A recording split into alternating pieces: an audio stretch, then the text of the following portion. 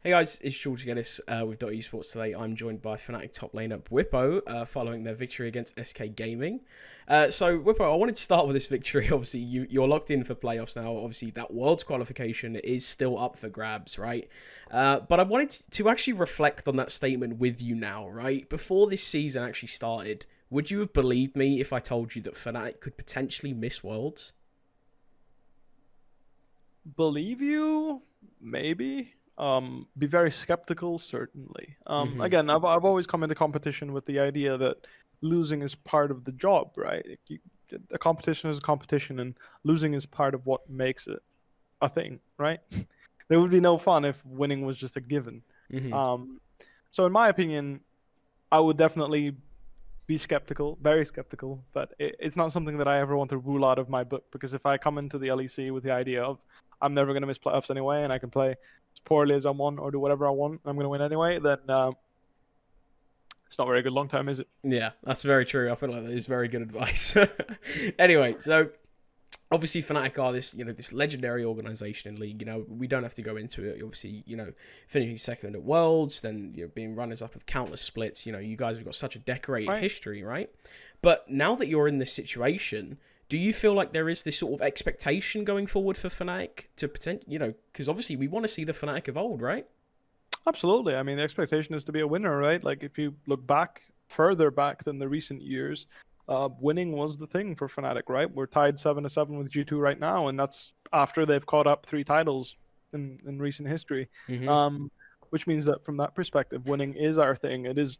When I joined Fnatic in 2018, that was Fnatic's brand, right? Winning. That was the branding. And when you join a team that has such a, well, how do I put it, dominant brand, Mm-hmm. like winning, and winning is your thing, then really what you're expected to do is win more, isn't it? Yeah. So I think for the past few years, the past 2 years, that is, I think it's been all about waiting for Fnatic to win again. Mm-hmm. At least when it comes to the LEC, because obviously in CS:GO and whatnot, there's things going on. But again, even in those other games and those other esports, Fnatic was known for winning.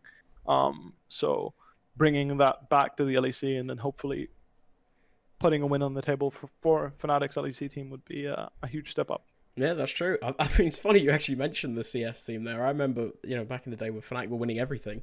Absolutely. But yeah, so anyway, if we sort of talk about your individual performances, right? Ever since you joined this roster, back in 2018, you've been this sort of staple in the top lane, right? Regionally, you've been one of the best, when you compare yourself to these sort of other top laners. But I believe you mentioned on PGL there was a bit of sort of overconfidence at the end of the spring split, right?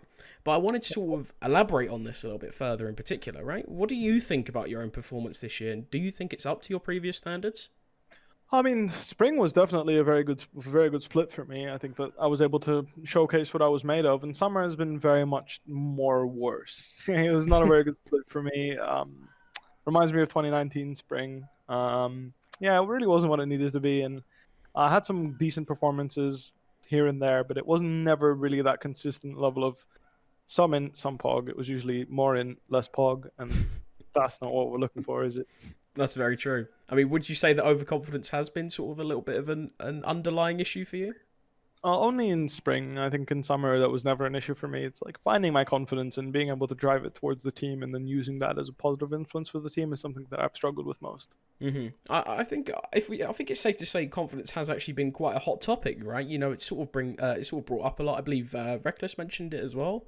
I think it's safe to say Fnatic did sort of look dicey at the start, but now obviously it's sort Right. of leveled out. You guys are playing much better. But are you still confident that once you come up against the best in the region, or even the best, at Worlds, do you think Fnatic can still perform to the level we've come to know?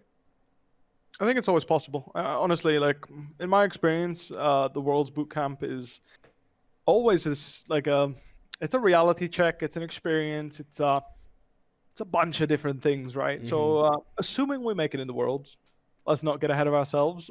True. Assuming we do make it the Worlds, um, that would be where I would be able to judge how much we change as a team. Because honestly, like you've seen teams like G2, for example, right? They looked dead at the end of 2018 summer. They revived for the Gauntlet, and then they completely revitalized, managing to end up in a top 4 situation at Worlds 2018, which is something that a lot of people forget, or not necessarily forget, but it's overshadowed by our finals performance, right? But that's kind of where I want to be as Fnatic this year. Like that would be a very respectable way to end the year, right? Like Fnatic did not have a great year. Sure, spring we looked good up until we didn't anymore, and then ultimately now in summer we've been looking like hot garbage, maybe. I think that's a nice way of putting it. Yeah. Yeah, something like that. Which means that if we're able to manage to revitalize ourselves into a playoff, like stumbling ourselves into a world's run, and then potentially taking it from there, I think that's what I'm looking for this split. I'm not giving up my hopes in the playoffs whatsoever. I think we do have a chance of making it all, like to win it all, but it's going to take a lot from us, and we're going to have to really dig deep in the team rather than the opponents, right? Like I feel like our playoffs run are way more about the internal than the external for us. Mm-hmm. My manager. I mean, would you agree now that Fnatic definitely have a point to prove, right? Right. So I mean, it's on us to prove that we're the best, or one of the best at the very least, right? Because even that's like up for question, and I think that fact alone proves of how much of a wonky ride we've had this split. Mm-hmm. Yeah, I mean that's certainly something to question. I think something else when I go into this, and I look at these teams, right, and I think how are these teams adapting, right? I think that's another thing that people sometimes don't really pick up on, right? Especially in the current meta, which I guess you could describe as sort of like very Drake heavy, Teamfight reliant, rather than these sort of individual plays in lane, to some extent, right? Mm-hmm. Do you believe the meta has influenced your team's decision making this split, which maybe could have resulted in some of these detrimental losses?